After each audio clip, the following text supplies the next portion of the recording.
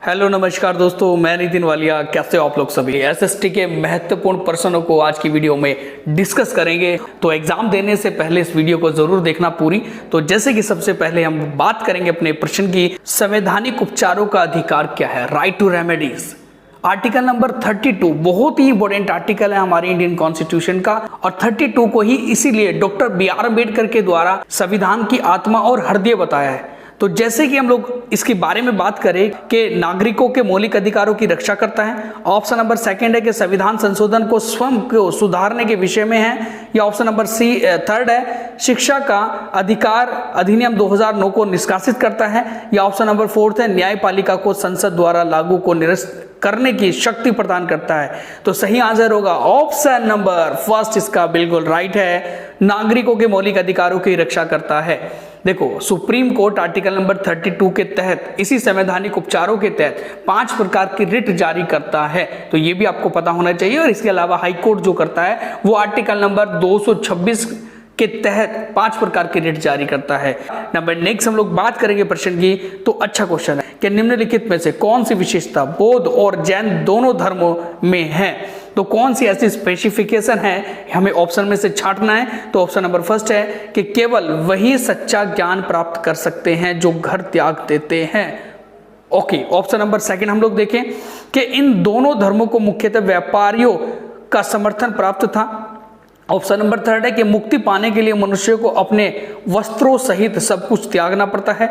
Option number fourth है कि अपने अधिक पाने की निरंतर इच्छा को मध्य मार्ग अपनाकर समाप्त किया जा सकता है। तो इसका सही आंसर होगा ऑप्शन नंबर फर्स्ट, बिल्कुल राइट है, बड़ा महत्वपूर्ण है। ध्यान रखेंगे केवल वही सच्चा ज्ञान प्राप्त कर सकता है जो घर त्याग सकता है। और ध्यान रखेंगे महात्मा बुद्ध जी ने और महावीर स्वामी ने घर को त्याग कर उन्होंने ज्ञान की प्राप्ति हासिल करी थी। ओके, अगले प्रश्न की बात करेंगे। तो अच्छा क्वेश्चन है, वो है शाहजहां के द्वारा दीवाने आम बनवाने के संदर्भ में निम्नलिखित में से कौन सा कथन उपयुक्त है, सही है। तो क्या होगा। ऑप्शन नंबर फर्स्ट है ताजमहल का सफेद संगमरमर शक्ति का प्रतीक है। ऑप्शन नंबर बी है राजा का न्याय छोटे बड़े को एक समान मानता था, या मानता था मतलब ये है नहीं, मानता था की बात हो रही है। प्रजा में संतोष बेहतर शासन में सहायता करता था। ऑप्शन नंबर फोर्थ है अपराधों की दर नियंत्रित करना आवश्यक था। तो इसका सही आंसर होगा ऑप्शन नंबर सेकंड, इसका बिल्कुल राइट है। राजा का न्याय छोटे बड़ों को एक समान मानता था, और दीवाने आम जो बनवाया गया था इसमें सभी को एक समान न्याय दिया जाता था। तो ये इसका सही आंसर होगा ऑप्शन नंबर सेकंड, इसका राइट है। नंबर नेक्स्ट हम लोग बात करेंगे प्रश्न की। तो वो है कि ऋग्वेद में गंगा और यमुना नदी का कितनी बार जिक्र किया गया है, या कितनी बार नाम आया है। तो ऑप्शन नंबर इसका सही जाएगा फोर्थ ऑप्शन, इसका राइट है, केवल एक बार गंगा नदी का जिक्र किया गया है ऋग्वेद के अंदर। अगले प्रश्न की बात करेंगे। तो वो है हमारा कि धरातल के निकट पाए जाने वाले खनिजों, धरातल के निकट पाए जाने वाले खनिजों को साधारणतः खोद कर निकालने की प्रक्रिया क्या कहलाती है।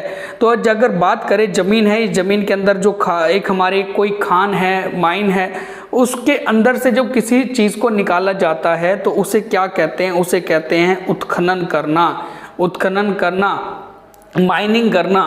तो ये इसका सही आंसर हो जाएगा। अगले प्रश्न की बात करें तो वो है कि दो शहरों, क्या भाई दो शहर है, एक तो एन है एक एम है, एक तो एन है और एक है एम। तो ग्रीनविच के क्रम से 15 डिग्री पूर्व और 15 डिग्री पश्चिम पर स्थित है। इन दोनों शहरों के बीच का समय अंतर कितना होगा। देखो, अगर ये 0 डिग्री हमारी एक मध्यांत रेखा है और इस 0 डिग्री से 15 डिग्री इधर है, 15 डिग्री इधर है, ये है एन और ये है हमारा एम, ठीक है। तो यहाँ पर बात की जा रही है इन दोनों के बीच में। देखो 15 डिग्री यहाँ है, 15 डिग्री यहाँ है, तो दोनों मिलाकर कितने डिग्री हो गए, 30 डिग्री का बीच में अंतर हो गया।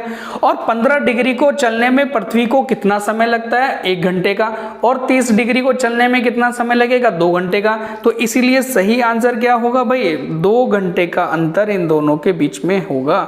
अगले प्रश्न की बात करेंगे, बड़ा ही अच्छा क्वेश्चन है कि पृथ्वी द्वारा प्रसारित प्रेषित रेडियो तरंगों को वापस पृथ्वी पर कौन परावर्तित करता है। देखो भाई, अगर ये धरती है, ये धरती पर जब रेडियो तरंगे आती है, रेडियो तरंगे जब आ रही है किसी सैटेलाइट से, जो आयन मंडल में हमने सैटेलाइट लॉन्च किए रेडियो तरंगों के लिए, उसके बाद हमारे इसके लिए एक क्या लगे रहते हैं, यहाँ पर टावर लगे रहते हैं। वो टावर से जब रेडियो तरंगे ऐसे प्रसारित होती है, ऐसे प्रसारित हो रही है, उसके बाद वो ऊपर बढ़ती है, ऊपर जाती है। फिर ऊपर जाने के बाद कौन सा मंडल ऐसा है जो उन्हें वापस रिफ्लेक्ट करता है, वापस रिफ्लेक्ट करता है? तो सही आंसर होगा समताप मंडल, स्ट्रेटोस्फेयर। ओके, अगले प्रश्न की बात करेंगे तो वो है कि दुनिया की प्राचीनतम चट्टानें निम्न में से कहाँ स्थित है? तो कहाँ पर स्थित है दुनिया की सबसे प्राचीनतम चट्टानें? तो सही आंसर होगा पश्चिमी ऑस्ट्रेलिया के अंदर, वेस्टर्न ऑस्ट्रेलिया के अंदर सबसे ज्यादा प्राचीनतम चट्टानें मिलेंगी, गोंडवाना लैंड का हिस्सा है। ओके, अगले प्रश्न की बात करेंगे हम लोग, वो है हमारा कि कच्चे माल को अधिक मूल्यवान उत्पाद में बदलने वाली क्रिया को क्या कहा जाता है? भाई अगर कोई कच्चा सामान है, सपोज कर लो कि अगर कोई फोन है, वहां के लिए हमें मटेरियल ला रहे हैं, हम कच्चा रॉ मटेरियल ला रहे हैं, उसके बाद हमने फोन तैयार कर लिया, फिर हमने फोन तैयार करा तो उसे हम लोग सेल करेंगे, एक प्रकार से बिजनेस हो गया, व्यापार हो गया। और व्यापार जो हो गया हमारा कौन सी श्रेणी में आता है? तो देखो प्राथमिक क्रिया में तो हमारी खेती आती है, जैसे हमने कहा कि गेहूं चावल आटा वगैरह हमने गेहूं उत्पादित किया, चावल उत्पादित किया, और चावल को चावल अभी क्या है हमारा गेहूं है, तो उसका आटा बनाया, आटे को हमने पैक कर दिया, पैक करके उसे मार्केट में सेल कर दिया, तो ये हो गया बिजनेस। तो जो बिजनेस होता है वो द्वितीयक उत्पाद में आता है। सही आंसर होगा ऑप्शन नंबर सेकंड, इसका बिल्कुल राइट होगा। अगले प्रश्न की बात करेंगे तो वो है हमारा कि निम्नलिखित में से किस क्षेत्र को विश्व का फलोद्यान कहा जाता है? कहाँ पर सबसे ज्यादा फल उत्पादित होते हैं?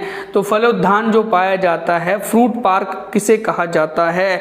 तो सही आंसर होगा भूमध्य क्षेत्र को कहा जाता है। ये धरती है, इस धरती पर भूमध्य क्षेत्र 0 डिग्री लाइन है, तो यहाँ पर क्या होता है कि ज्यादा पेड़ पौधे, बहुत ज्यादा यहाँ पर डाइवर्सिटी भी है और बहुत ज्यादा हरियाली भी आपको मिलेगी, यहाँ पर पानी की मात्रा भी प्रचुर मिलेगी, तो इसीलिए यहाँ पर क्या होगा, फल फ्रूट भी मात्रा में ज्यादा होंगे, तो इसलिए फलोद्यान कहा जाता है भूमध्य क्षेत्र को।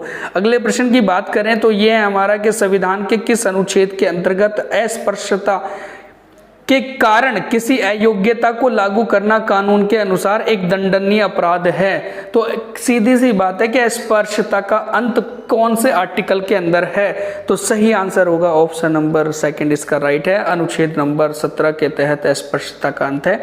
अगले प्रश्न की बात करेंगे तो वो है कि भारत में असमानता का मुख्य कारण क्या है ना? असमानता का मुख्य कारण क्या है? वही अगर देखा जाता है, क्या वो गरीबी है, क्या धर्म है, क्या जाति है, क्या लिंग है? तो सही आंसर होगा ऑप्शन नंबर फर्स्ट, गरीबी होगा। भाई अगर बात की जाती है जाति में, तो ऐसी बात है क्या जातिवादी होती है, वो अलग बात है, जातिवाद ज़्यादा है इंडिया के अंदर, लेकिन फिर भी यहाँ पर क्या है कि अगर जो व्यक्ति गरीब होता है, चाहे वो एक अच्छा मतलब अपने भाई भाई भी हैं, तो आपस में एक दूसरे से घृणा करनी शुरू हो जाती है, बच्चों से घृणा करनी होनी शुरू हो जाती है, तो गरीबी जो है वह असमानता का कारण बन जाता है। अगले प्रश्न की बात करेंगे तो वो है कि यूरोप की एक श्रृंखला, पर्वत श्रृंखला है, कौन सी है भाई?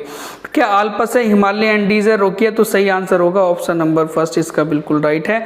आल्पस जो है वो यूरोप की एक पर्वत श्रृंखला है, हिमालय जो है वो दक्षिण एशिया में है, एंडीज हमारा पड़ेगा आपको दक्षिण अमेरिका में, और रोकी पड़ेगा उत्तरी अमेरिका में, आल्पस पड़ेगा यूरोप के अंदर। अगले प्रश्न की बात करेंगे तो वो है हमारा कि पृथ्वी के कितने प्रतिशत भाग पर महाद्वीपों का विस्तार है? हमारी एक जो ये धरती है, इस धरती पर जो कॉन्टिनेंट है या स्थल मंडल है वो कितने प्रतिशत है? तो सही आंसर हो जाएगा ऑप्शन नंबर 20 का राइट है। 29 से लेके 30% में कॉन्टिनेंट है, हमारा स्थल मंडल है, और उसी के अंदर 7 महाद्वीप है, और 7 महाद्वीपों में देश विभाजित बटे हुए हैं, तो ये इसका सही आंसर हो जाएगा। बाकी जल है, जल प्रतिशत मात्रा ज्यादा है इस धरती के ऊपर। अगले प्रश्न की बात करेंगे तो बड़ा ही अच्छा क्वेश्चन है कि वो है कि निम्नलिखित में से कौन महाद्वीपों के क्षेत्रफल का सही अनुक्रम अवरोही क्रम को प्रस्तुत करता है? अवरोही क्रम का मतलब होता है घटता क्रम, पहले बड़ा, फिर छोटा, फिर छोटा, फिर छोटा, फिर छोटा। तो यहाँ पर देखा जाता है कि सबसे बड़ा हमारा जो कॉन्टिनेंट है क्षेत्रफल की दृष्टि से एशिया है, सेकंड नंबर पे अफ्रीका है, थर्ड नंबर पे उत्तरी अमेरिका है, फिर हमारा आता है दक्षिण अमेरिका, फिर आती है अंटार्कटिका, फिर आता है यूरोप, फिर आती है ऑस्ट्रेलिया। तो यहाँ पर अंटार्कटिका और ऑस्ट्रेलिया तो है नहीं, यहाँ पर यूरोप तक दिया हुआ है, तो इसलिए सही आंसर हो जाएगा ऑप्शन नंबर फर्स्ट, इसका राइट है, एशिया, अफ्रीका, उत्तरी अमेरिका और यूरोप। अगले प्रश्न की बात करेंगे तो बड़ा अच्छा क्वेश्चन है हमारा कि वो है कि निम्नलिखित में से किस देश की सीमा चीन के साथ लगती है। तो चीन के साथ इनमें से किसकी सीमा लगती है, बड़ा अच्छा प्रश्न पूछा गया है। तो देखो ध्यान रखेंगे, उज्बेकिस्तान की नहीं लगेगी भाई, थाईलैंड की नहीं लगेगी भाई, दक्षिण कोरिया की नहीं लगेगी, तो किसकी लगेगी फिर, वियतनाम की लग रही है। वियतनाम की सीमा लग जाती है चीन के साथ में। अगले प्रश्न की बात करेंगे हम लोग तो वो है हमारा दक्षिण गंगोत्री कहाँ स्थित है। तो दक्षिण गंगोत्री है क्या, पहले तो दक्षिण गंगोत्री एक रिसर्च सेंटर है इंडिया का, और ये कहाँ पर स्थित है, तो ये अंटार्कटिका के अंदर स्थित है। कहाँ पर, अंटार्कटिका के अंदर स्थित है। जो दक्षिणी ध्रुव पर स्थित हमारा महाद्वीप है अंटार्कटिका, वहाँ पर एक रिसर्च सेंटर है दक्षिण गंगोत्री। ओके, अगले प्रश्न की अगर बात करेंगे हम, बड़ा अच्छा क्वेश्चन है हमारा कि वो है निम्नलिखित में से कौन सी भाषा अभिलेखों में प्रयुक्त प्राचीनतम भाषा मानी जाती है। तो प्राचीनतम भाषा मानी जाती है अभिलेखों में जो प्रयुक्त की गई है, तो कौन सी है, क्या संस्कृत है, पाली है, प्राकृत है, क्या अपभ्रंश है। तो सही आंसर होगा ऑप्शन नंबर सी इसका बिल्कुल राइट है। प्राकृत भाषा जो है अभिलेखों में प्रयुक्त की गई प्राचीनतम भाषा के अंदर आती है। और हाँ ध्यान रखेंगे कौन से धर्म की राजकीय भाषा रही थी प्राकृत भाषा, तो आपका आंसर लग जाएगा जैन धर्म की प्राकृत भाषा थी राजकीय भाषा। अगले प्रश्न की बात करें हम लोग तो वो है हमारा कि निम्न में से कौन सी आधुनिक विधि सामाजिक अध्ययन के पठन पाठन के लिए लागू है। तो कौन सी ऐसी विधि है जो सामाजिक अध्ययन के जनरल स्टडी के लिए लागू की जाती है। तो भाई विचार विमर्श विधि भी होती है, समस्या समाधान विधि भी है, प्रयोगशाला विधि भी है। तो उपरोक्त सभी इसका सही आंसर हो जाएगा, ऑप्शन नंबर डी इसका राइट है। अगले प्रश्न की बात करें तो वो है हमारा कि सामाजिक अध्ययन एसएसटी ऐतिहासिक, भौगोलिक और सामाजिक संबंधों एवं अंतर संबंधों का अध्ययन कहलाता है।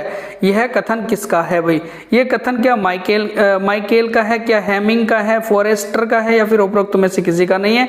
तो सही आंसर होगा ऑप्शन नंबर 20 का बिल्कुल राइट है। हेमिंग जो है इसी का एक हमारा क्या है ये के कथन है, जिसने बोला था कि एसएसटी के अंदर ऐतिहासिक, भूगोल और एक सामाजिक संबंधों का एक संबंध होता है। तो नंबर नेक्स्ट हम लोग बात करेंगे प्रश्न की, तो वो हमारा अच्छा क्वेश्चन है कि इंदिरा साहनीवाद जो हुआ था, हमारे केसेस भी आते हैं बहुत सारे जो कॉन्स्टिट्यूशन में केसेस हैं, सुप्रीम कोर्ट के अंदर जो केस चलते हैं किसी भी चीज़ों को लागू करने के लिए, बचाने के लिए।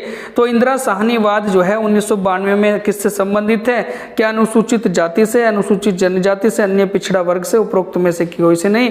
तो सही आंसर होगा ऑप्शन नंबर सी इसका बिल्कुल राइट है, अन्य पिछड़ा वर्गों से संबंधित है इंदिरा साहनीवाद 1992 का। अगले प्रश्न की बात करेंगे तो वो है कि आपातकाल की घोषणा को संसद की अनुमति हेतु प्रस्तुत किया जाता है। जो हमारा आपातकाल होती है, तो आपातकाल वैसे तो हमारी 3 तरीके की आपातकाल इंडियन कॉन्स्टिट्यूशन में है। आर्टिकल नंबर 352 में है, 356 में, 360 में है। 352 में नेशनल इमरजेंसी है, 356 में राष्ट्रपति शासन है और 360 में वित्तीय आपात आता है। ओके, तो यहाँ पर बात की गई है कि आपातकाल की घोषणा को संसद की अनुमति हेतु प्रस्तुत किया जाता है। कितने टाइम के लिए प्रस्तुत किया जा सकता है संसद की अनुमति के लिए, तो सही आंसर हो जाएगा 1 महीने के लिए, 1 माह के लिए उसे संसद में प्रस्तुत किया जा सकता है, चाहे उसे 10 दिन में लागू कर दे, 15 दिन में, ऐसे करके। अगले प्रश्न की बात करेंगे हम, तो वो है हमारा सर्वोच्च न्यायालय में तथर्थ न्यायाधीशों की नियुक्ति किसके द्वारा की जाती है। तथर्थ न्यायाधीश जो होते हैं एडहॉक, जो एक जस्टिस होते हैं, जैसे भाई अगर फिलहाल के लिए कम है न्यायाधीश और काम ज़्यादा है तो एडहॉक के रूप में तथर्थ न्यायाधीशों की नियुक्ति कर ली जाती है। तो कौन करता है या किसके द्वारा की जाती है, तो सही आंसर हो जाएगा ऑप्शन नंबर इसका सही हो जाएगा, ऑप्शन नंबर बी इसका बिल्कुल राइट जाएगा, भारत के मुख्य न्यायाधीश के परामर्श पर राष्ट्रपति के द्वारा। देखो राष्ट्रपति के द्वारा ही रखे जाएंगे, लेकिन मुख्य न्यायाधीश के परामर्श की सहमति पर रखे जाएंगे। अगले प्रश्न की बात करेंगे तो बड़ा अच्छा क्वेश्चन है हमारा कि किस संविधान संशोधन के अधिनियम के तहत पंचायत राज संस्थानों में महिलाओं को आरक्षण प्रदान किया गया। तो महिलाओं को आरक्षण प्रदान किया गया पंचायतों में किसके संशोधन के द्वारा। तो भाई पंचायतों से संबंधित जो संशोधन है वो 73वां संविधान संशोधन है। 1992 में ये अधिनियम बना था, एक्ट बन गया था, और 1993 में जाकर या फिर अलग अलग राज्यों ने इसको लागू किया था। तो इसी में 1/3 आरक्षण दिया गया है महिलाओं को, 1/3 मतलब 33% आरक्षण दिया गया है। अगले प्रश्न की बात करेंगे तो वो है हमारा कि राष्ट्रीय महिला आयोग की स्थापना किस वर्ष की गई थी? तो इसका सही आंसर होगा ऑप्शन नंबर बी, इसका राइट है। 1992 के अंदर राष्ट्रीय महिला आयोग की स्थापना हुई थी। अगले प्रश्न की बात करेंगे तो वो है कि यदि व्यक्ति को अवैध रूप से रोका गया या नजरबंद किया गया तो निम्न में से न्यायालय किस आदेश को जारी कर सकता है या कौन से आदेश दिया जाता है न्यायालय के द्वारा? तो भाई कौन सा आदेश दिया जाता है? देखो ये रिट दी गई है, यहाँ पर 4 रिट दी गई है जो सुप्रीम कोर्ट लागू करती है। तो इसमें से कौन सा सही आंसर होगा? जब किसी को नजरबंद कर दिया जाता है, रोका जाता है, तो सही आंसर होगा ऑप्शन नंबर फर्स्ट, इसका राइट है। बंदी प्रत्यक्षीकरण जो है, जिसको मतलब होता है शरीर को पाना, इसका मतलब होता है शरीर को पाना, तो इसको जारी करेगा न्यायालय। ठीक है, अगले प्रश्न की बात करेंगे हम लोग जरा। भारत में किस वर्ष सामुदायिक विकास कार्यक्रम की शुरुआत हुई थी या प्रारंभ हुआ था? तो सही आंसर होगा इसका ऑप्शन नंबर 20 का राइट है। 1952 में जो है वो सामुदायिक विकास कार्यक्रम की स्थापना इंडिया के अंदर हुई थी। अगले प्रश्न की बात हम लोग करेंगे तो वो है कि वर्तमान में संवैधानिक राजतंत्र मौजूद है। संवैधानिक का मतलब संविधान भी है वहाँ पर और राजतंत्र भी चलता है। तो ऐसा कौन सा देश है? ऐसा देश है यूनाइटेड किंगडम, ब्रिटेन ऐसा देश है जहाँ पर राजा भी हैं, रानी भी है, राजतंत्र भी चलता है और संविधान भी है। अगले प्रश्न की बात हम लोग करेंगे तो वो है कि वर्तमान में राजनीतिक संपर्क की सबसे महत्वपूर्ण इकाई कौन सी है? राजनीति के संपर्क में जो रहती है वो कौन सी यूनिट है जो सपोर्ट भी करती है और मतलब विपरीत भी है कहीं ना कहीं पर राजनीति के?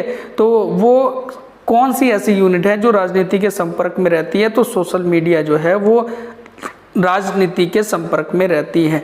अगले प्रश्न की बात करेंगे हम लोग तो वो है हमारा कि निम्नलिखित में से कौन सा बृहस्पतीय पर्वत है, मतलब ब्लॉक पर्वत है, कौन सा ऐसा पर्वत है जिसे ब्लॉक पर्वत कहा जाएगा या ब्लॉक पर्वत का उदाहरण है?